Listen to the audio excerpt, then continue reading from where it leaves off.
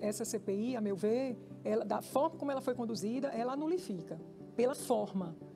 Não tem como. Eu vou dar um exemplo para quem está de casa entender. A partir do momento que a gente descobre que uma pessoa que prestou um depoimento, se descobre que ela prestou o depoimento sob tortura ou sob ameaça, não serve, não tem serventia, porque a gente não vai ter como. Não foi legítimo, então a gente não vai ter nunca como saber se aquela pessoa disse aquilo porque ela viu mesmo, porque era o que ela diria, ou pela condição que ela estava. Então, o procedimento anula o objetivo.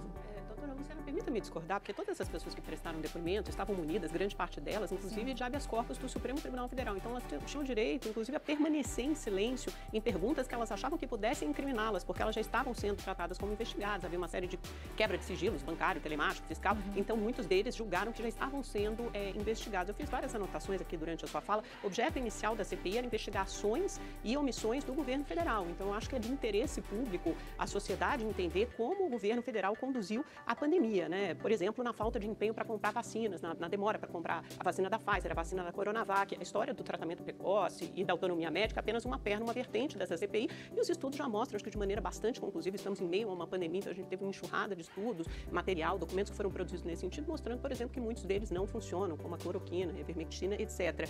Quando a senhora fala também da CPI, da materialidade, não é questionável porque todas as agências sanitárias já estabelecem isso. É só olhar na FDA, na OMS, na própria Anvisa, né? Tá muito bem estabelecido. Alguns médicos que questionam e podem, munidos da sua autonomia médica, inclusive garantida pelo Conselho Federal de Medicina, continuar prescrevendo esse medicamento. Mas, de uma forma geral, há um consenso científico de que determinados medicamentos não funcionam, tanto que é uma discussão ultrapassada no âmbito internacional. Da ineficácia comprovada, da eficácia não comprovada. São coisas diferentes, né?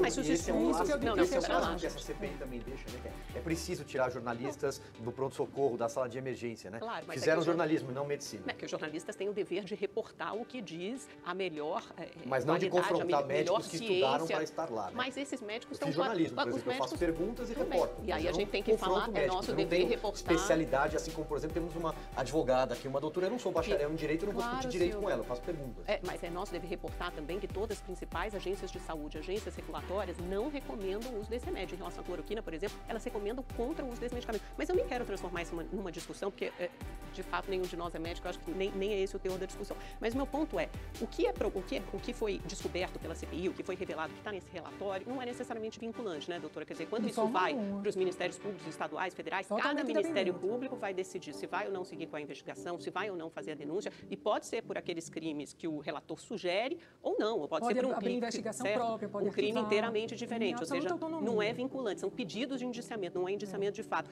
A senhora não acha, por exemplo, no caso do presidente Bolsonaro, que ele tem um pedido de indiciamento por 9 crimes, infração de medida sanitária, crime de epidemia, crimes de responsabilidade, crime contra a humanidade, como é que a senhora vê essas tipificações? Isso não está materializado, aí é que está. Aí é que está o equívoco. Isso você está dizendo, porque alguém disse, mas não está materializado. Não, eu estou dizendo o que está no relatório, mas a senhora acha... o que eles dizem, mas não existe ali materialidade. Aí eu, como advogado... Você tem uma série de documentos, né, de quebras de sigilo, até de provas que foram produzidas ao longo da pandemia, lives, quando ele promove aglomerações, não usa máscara, mente sobre a vacina, atrasa na compra da vacina, nada disso... Não, esse atraso na compra da vacina, por exemplo, isso é questionável. Você, quando está fazendo uma compra, o presidente da República está fazendo uma compra, essa compra tem que ser muito bem feita, tem que ver o contrato e o que o laboratório está se responsabilizando em relação àquela vacina, o que ele está dizendo em relação àquela vacina. É muita responsabilidade. Já imaginou comprar uma vacina que logo depois de comprado e da população em massa estar usando a vacina, você descobrir que aquela vacina causava câncer? De quem é a responsabilidade? Cloroquina, né? Gastaram milhões de reais por um medicamento. De forma alguma. A cloroquina, do ponto de vista da segurança, é inversamente proporcional a essa afirmação que eu fiz, porque a cloroquina, a hidroxicloroquina, que inclusive caiu até em desuso, porque o tempo é o senhor da razão e ele já mostrou que tem medicações que até superaram. Seja, não funciona. Não foi isso que eu quis dizer. Não foi isso que eu quis dizer. Eu quis dizer que ela conseguiu ser superada. Teve medicações que hoje descobriu que a princípio estão funcionando até melhor, como a ivermectina, por exemplo. Então, o que acontece é o seguinte.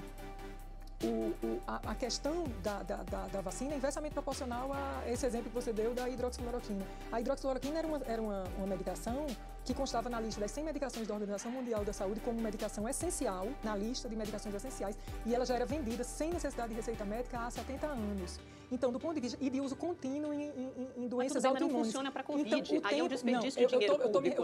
O exemplo que eu dei foi o exemplo da segurança. E sabe onde houve desperdício de dinheiro público? Em 6 meses de uma CPI que não produziu nada, nulidade. Quem pagou por essa CPI foi você que está nos assistindo, somos nós que estamos aqui nessa bancada. Uma CPI que não descobriu nada. Doutora, mas eu costumo olhar o copo meio cheio, e eu acho que hoje é um dia bom, porque esse espetáculo de horrores, transmitido ao vivo pela TV Senado com o dinheiro do pagador de impostos, do brasileiro, ele chega ao fim. E talvez depois, a partir de amanhã, a partir de segunda-feira, esses senhores, especialmente o relator Renan Calheiros e os demais ajudantes de ordens dele na CPI, vão ter que responder ao Código de Processo Penal, sim, pelos crimes que são investigados, pelas dezenas de processos que respondem. O próprio presidente da comissão, por exemplo, teve a família inteira presa, os filhos, os irmãos, a mulher, por desvio de recursos da saúde no Amazonas, entre outras acusações que eu não quero entrar aqui.